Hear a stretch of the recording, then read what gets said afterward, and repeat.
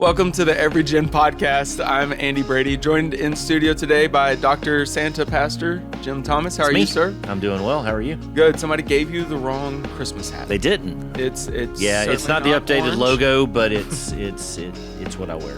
That's fair. Did you pick that up in Waco? I don't think I did. I think someone gave me this to me. I don't remember who. That's fair.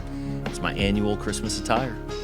I believe it. I don't really have much edifying to say right now. Good. So I'm just going to move on. The Lord will lead you. Today's episode, Forgetting Jesus on His Birthday.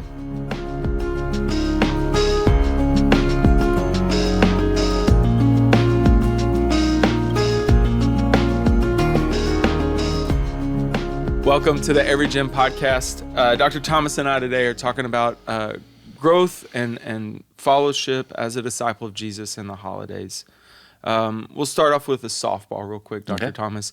When does Christmas season begin in the Thomas house, and when does it begin in Dr. Thomas's heart? Because I find that in a house full of ladies, they probably don't start on the same day. Oh, wow.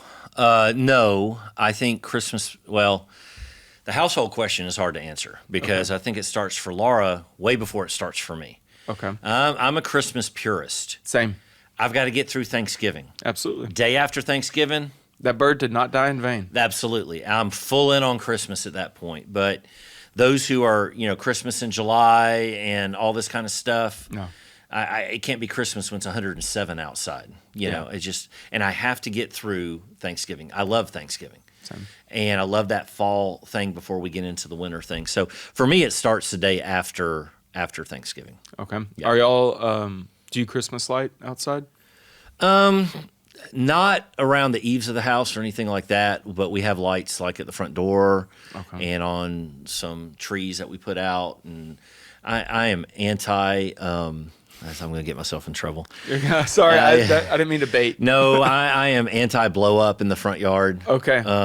It just looks like a yard sale to me, and I don't do that. So I like classy Christmas. I like white lights. Okay. I like some stuff on the front of the house. But and the only reason we don't put lights up around the eaves of the house is just because I don't want to die falling off a ladder. So we do a lot inside. I think we have 12 to 15 boxes in the attic that are Christmas.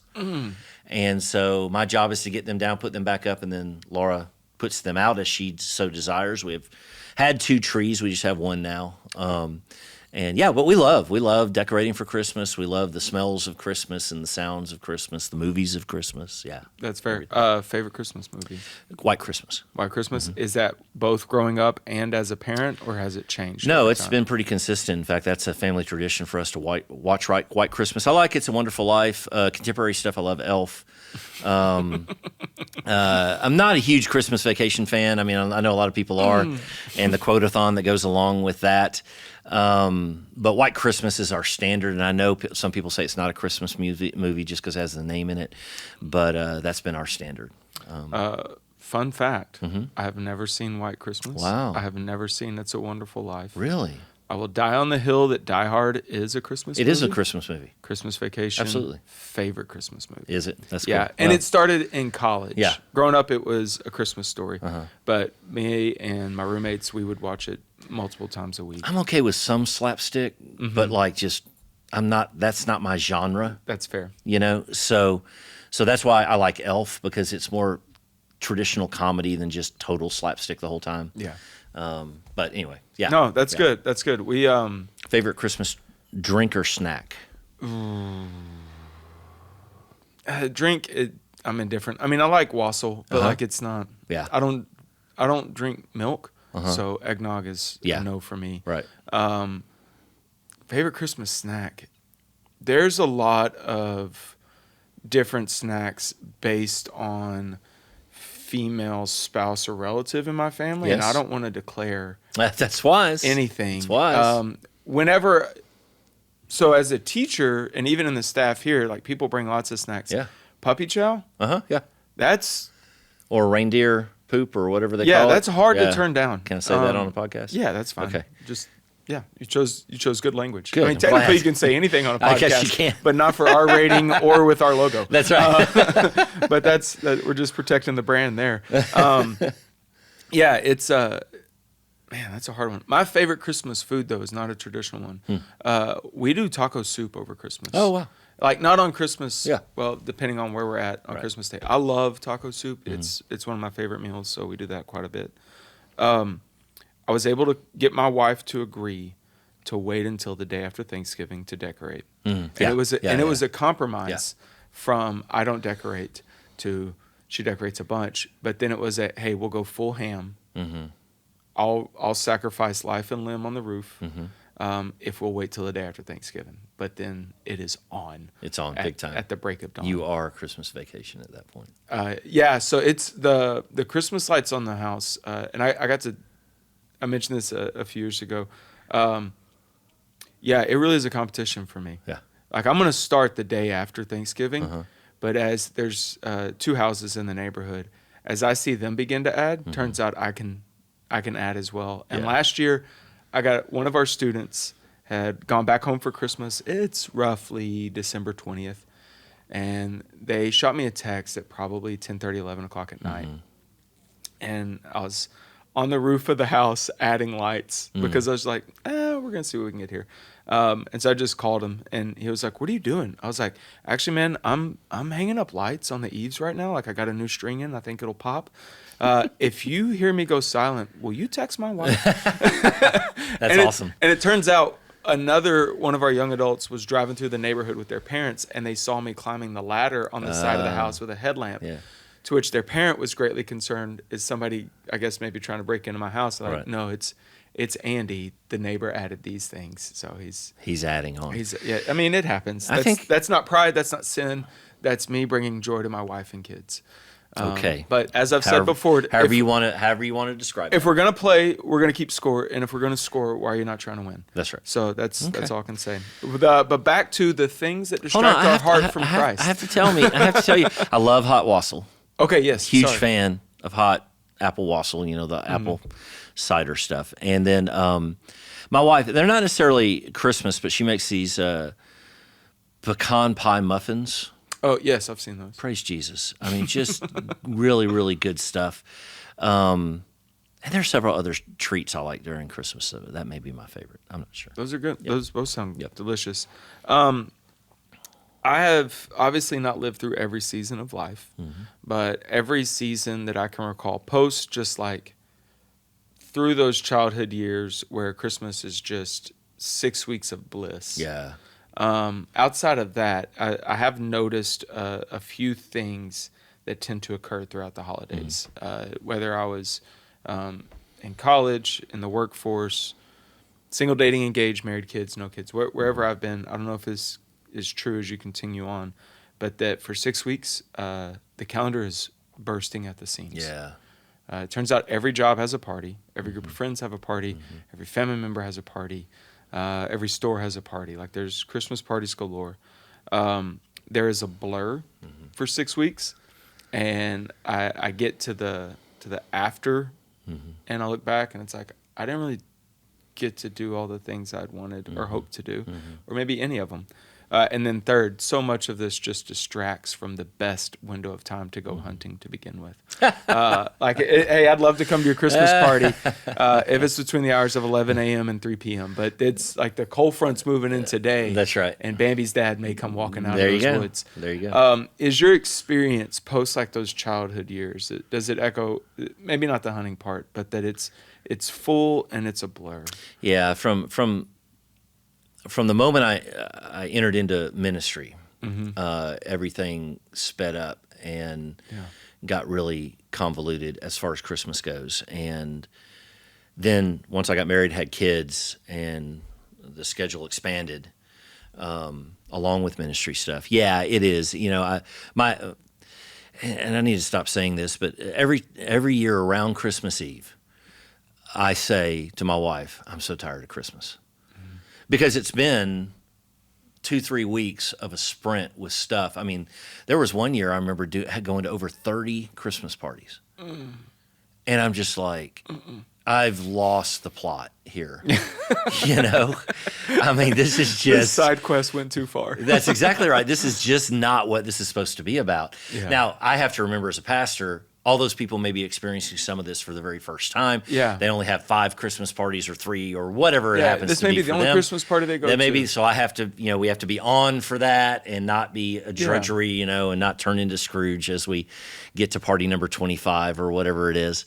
But yeah, there has to be intention for me during the Christmas season because, I'm preaching 4 to 5 times on the topic. Mm-hmm. I'm praying at most events that I show up at, which I love to do, by the way. But yes.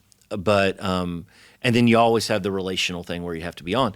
But I think for anybody, whether you're in ministry or not in full-time ministry, Christmas can just be this sprint, and you get to the 25th and kind of go, oh my goodness, was that it? This is joy. This is the joy of the season. Yeah. So I think post idyllic childhood years, you have to be extremely intentional to remember why we're actually even celebrating the season. Yeah. Mm-hmm. No, I think it's good.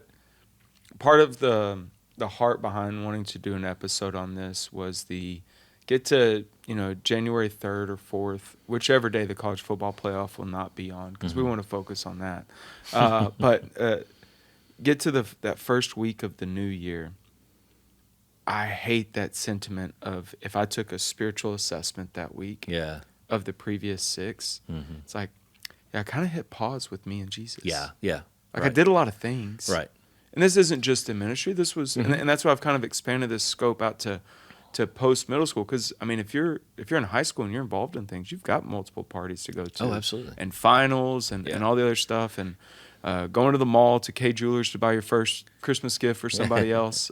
Which, if kids, if you need to know what a mall is, ask a relative who grew up in the 1900s. Yes. They can tell you they were awesome and terrible. Yes. Which is why they're partially dead now. Yes. So what would be are there any elements beyond just a full schedule that you think the enemy uses to maybe distract us from continuing to walk with Jesus in a season that's about him? Yeah. I think the major one is what we've talked about, that this idea that busyness is next to godliness, and it's just not, to have the freedom to say no to some things so that you are experiencing and also participating in things from a ministry standpoint in others' lives in a way that you're just not either running over people or just getting to the next thing. So I do think that the enemy can distract us through our busyness. I think the enemy can distract us by the stuff of Christmas instead of the substance of Christmas, and the idea of all those things that are good in and of themselves. The lights, the food, the smells, the movies, the songs, right? The snow. The snow. Well, yeah. The 85 degrees. Yeah. Well, it'd be nice to get snow. And I grew up in the North for a lot of my life, so we would have white Christmases, and I'm jealous. That's a distraction. You're outside throwing snowballs, and it's all good. It's all fun. Yeah. Gift giving, and let me just say this: not as much the gift giving as it is the gift buying. Yeah. Can become such a negative thing. Because the pressure of buying the right thing for the right person, and actually, if you do feel this, have the heart behind it, that what I'm giving you is not just a trinket, I've actually thought about it and care about it. And then and this is a personal one for me, where the enemy gets me, dealing with crowds, that I can be preaching about the love and the hope that came at a manger in Bethlehem, and hate everybody in the department store. Can I give a quick little bit of experience? And this is hard navigating your actual position at the church, but I have found that the crowd on December 23rd and 24th all have the same mentality, which is we are so busy, we can't get in each other's way, and we can't have any type of argument about things because we're pressed against the deadline. That's right. So you walk in that store on December 23rd after lunch, all the way until they close on Christmas Eve. Everybody's running at full speed. It's the best and the fastest shopping I've done for 15 straight years. Yeah. Well, I think with that, another point of pressure, I think, is the response of people to the gifts we give. Yeah. And will they like it? or do I have to make an excuse for the gift that I give them? Or try, sometimes you have to try to explain it because there may be some external factors, Or and maybe this is a selfish thing, maybe I'm expecting something from someone else and they don't get it for me. Yeah. And how do I react to what they have thoughtfully gone out and purchased and wrapped and given to me for Christmas, right? And it's not that thing that I wanted, and so I have to be happy about this thing that I may like or I may not like, Yeah.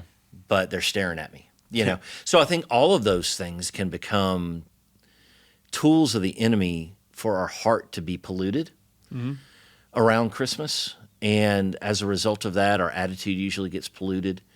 And that's usually where maybe some relational stuff happens on the negative side of things at Christmas gatherings. Yeah. Because unrealistic expectations are set out and then not met. And then as a result of that, we act spiritually immature. That's fair. So that's fair. yeah.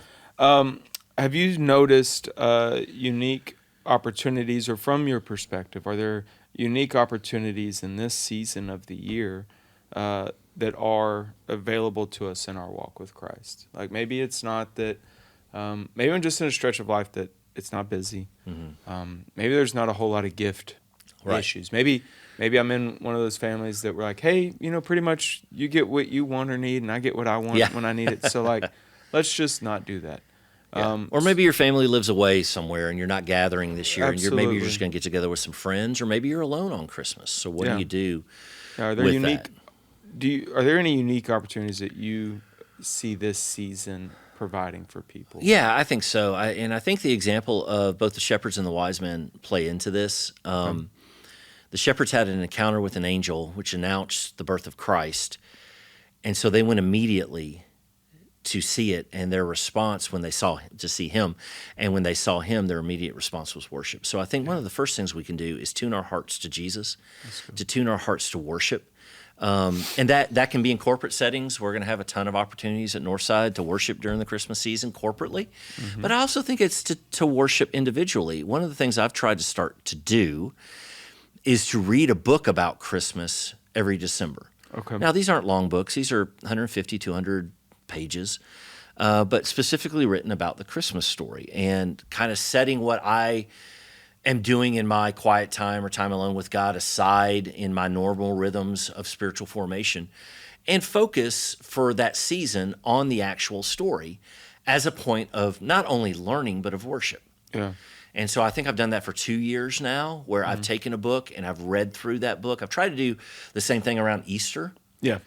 Because of the craziness of that season as well, and to really focus on the story of Jesus. So coming off of the idea of the shepherds and their response of worship, maybe ask yourself, how am I worshiping Jesus this Christmas season, personally and corporately? And I think the second would be to take the example of the wise men, the Magi.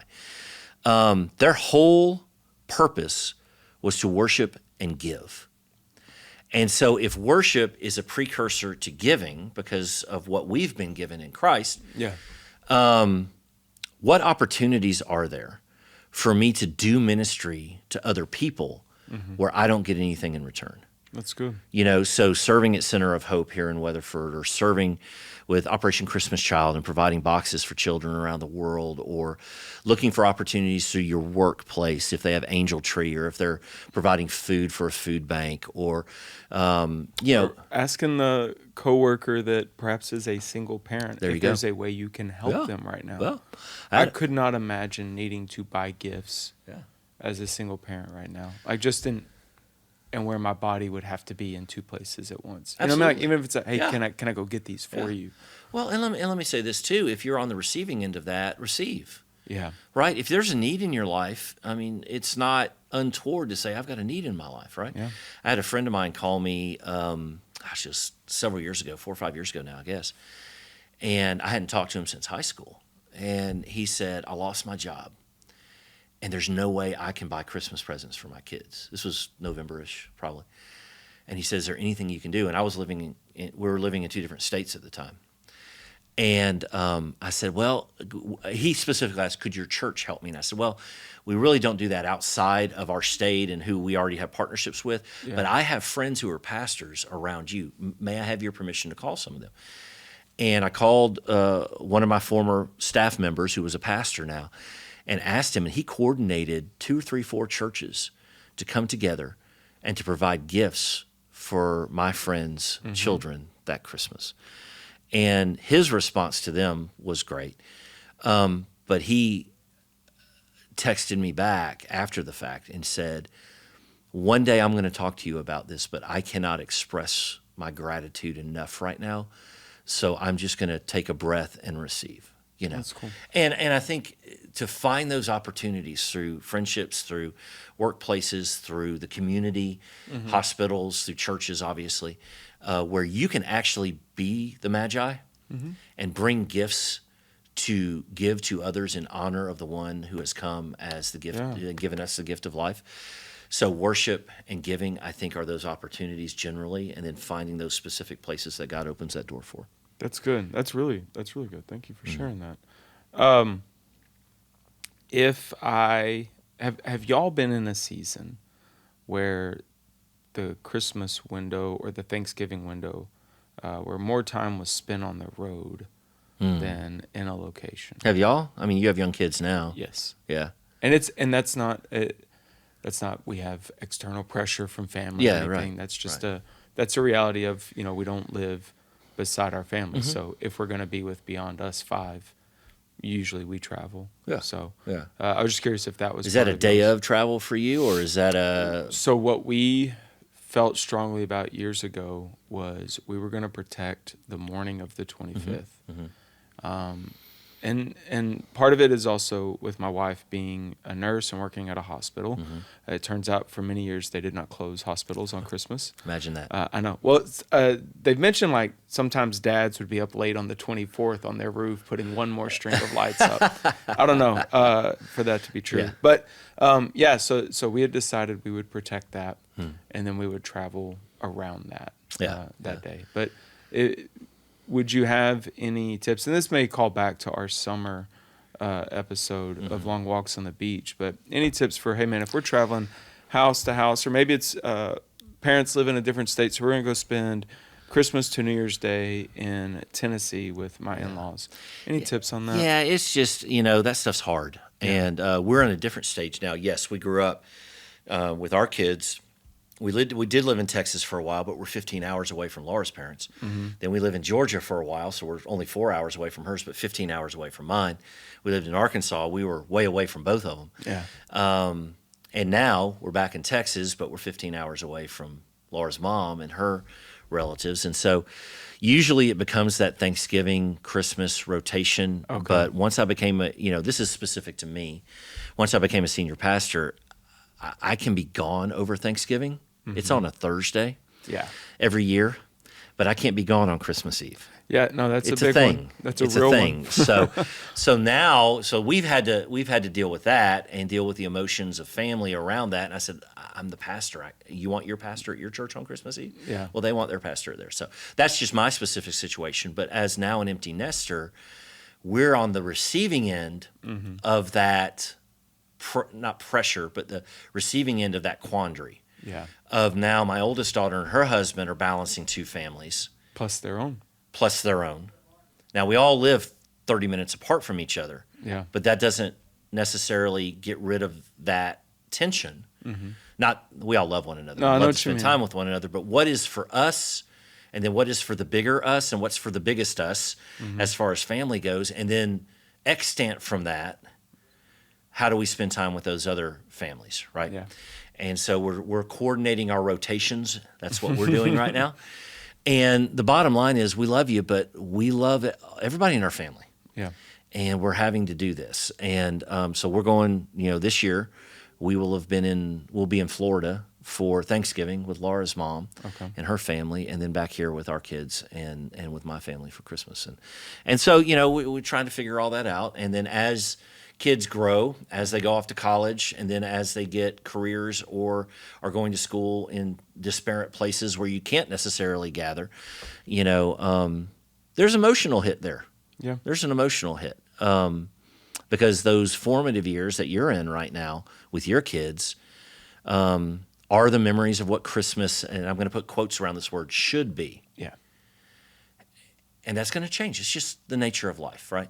And so I think patience, I think honest, this is key, I think, honest, open conversation around the topic and not hoping that people will understand at the last minute or when we make some declaration, right? And every family's different. You have broken families. You have families with single parents or divorced parents. You have families where you get along with one set of grandparents, not the other set of grandparents. So, all of it, and I was sharing with a friend this past week, I said, your number one responsibility is your family, your immediate family. And to protect them, to guide them, to guard them, and to put them in a position where they're healthy and they can grow. And I think the holiday seasons can be those stressors, whether it be Easter, Christmas, Thanksgiving, whatever, that you just try to get through because of that, right? Yeah.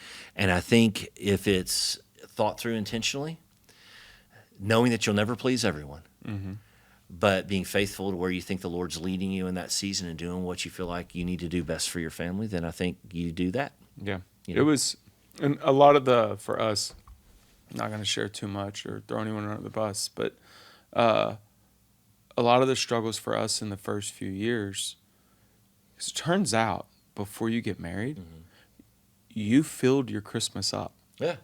And then there's a whole other person that I guess I just assumed her Christmas was blank, and then she would do the Christmas I had always done. Right. And some would say she might have had a similar thought. Yeah. But it's, learning to, and I loved what you said towards the end there, it's finding what God wants you to do at this time. Where do you want us to be this week? Or, not, you know what I mean? Right. Yeah. How do you want this season spent? That's right. What are our priorities? What are our commitments? And what will we try to do? But being okay letting go of a thing that was, for so many years, a big part of the annual Christmas I had. And God has said, hey, that season's done. Now I can push back and fight against him, which is going to cause tension in all the other relationships of my life. Or I can accept that God prunes the tree so that there will be more fruit. Yeah. Whatever that may be. Well, and it doesn't only apply to travel at Christmas. Yeah. It applies to traditions at Christmas. Yeah. Oh, yeah. And that's, I was speaking more to the broad things. Yeah. Right? Like, because when you get married, you bring two traditions together, and there's got to be some discussion around that, because you bring in your assumptions with those traditions that it's going to be like it's been, your entire life, and it just won't be that way. Yeah. If one watches Die Hard at 9 p.m. on every Christmas Eve, and the other sinfully watches the Santa Claus at 9 p.m. every Christmas Eve, somebody's got to give. Yeah. But I know I'm right.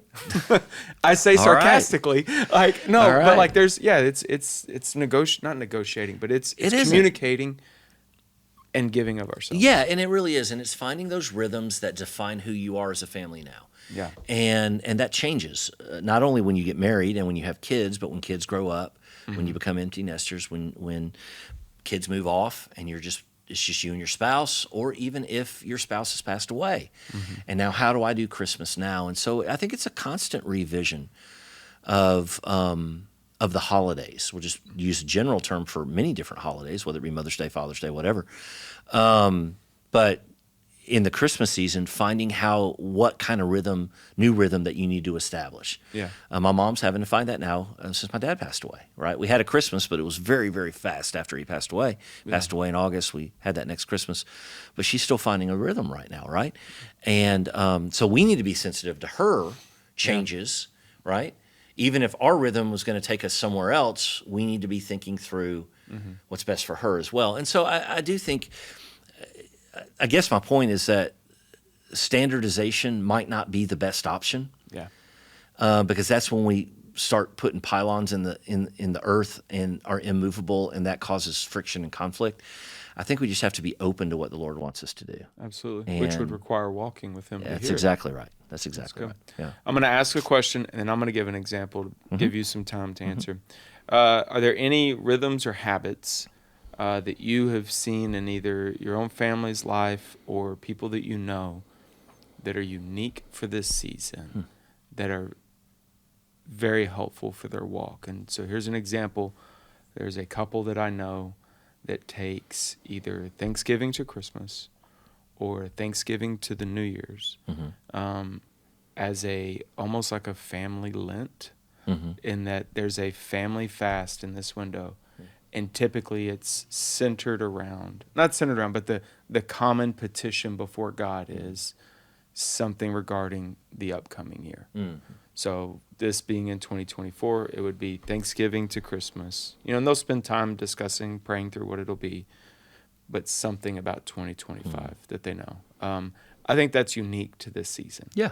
And it keeps something ever present, because you're abstaining in theory from something that was already present. But are there any rhythms or habits that you're aware of? As far as spiritual growth and walk, no, one of our rhythms is IHOP or Waffle House after Christmas Eve service. It used to be Taco Cabana for us, and then it closed. I know. IHOP closed in Georgia where we lived. And so we had to do the Waffle House thing. Good thing we had like 3 of them within 5 miles of the church. One at every exit. Absolutely.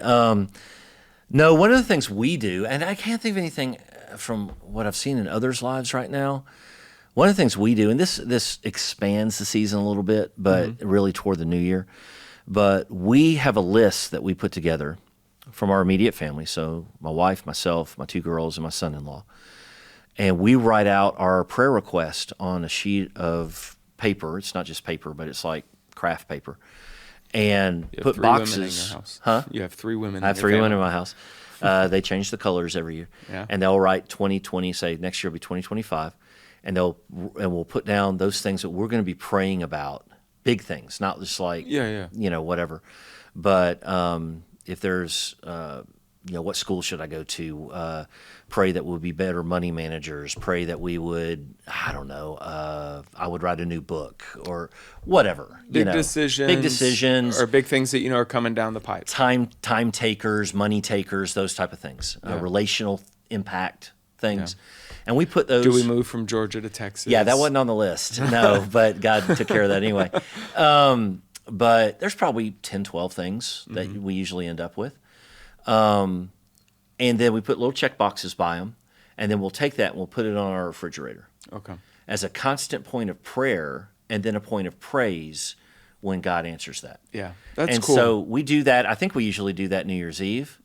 But it's in that season that as we come through the celebration of Christmas because of the craziness of the season, and then the week after as we start to kind of pump the brakes a little bit between Christmas and New Year's. That's kind of that's how we transition into the new year. That's cool. Yeah. I like that. I'll share one more from another family in church. The lady that disciples my wife, they take the Christmas cards that they receive from everybody. I guess they hole punch them or whatever, throw a ring in it. And when they sit down for their meals, that's a good idea. They'll flip to the next one, and they'll pray for that family. That's prayer cards. That's a really good idea. And so my wife started to try to do that last year, and then it kind of dawned on me like, way too many people know my address. So if you'll send me less, there's a lot of meals we got to get through. So, but yeah, we'll okay. Well, this episode just to try to turn make sure our attention is hyper focused and turned to Christ in this busy season as we come up on it.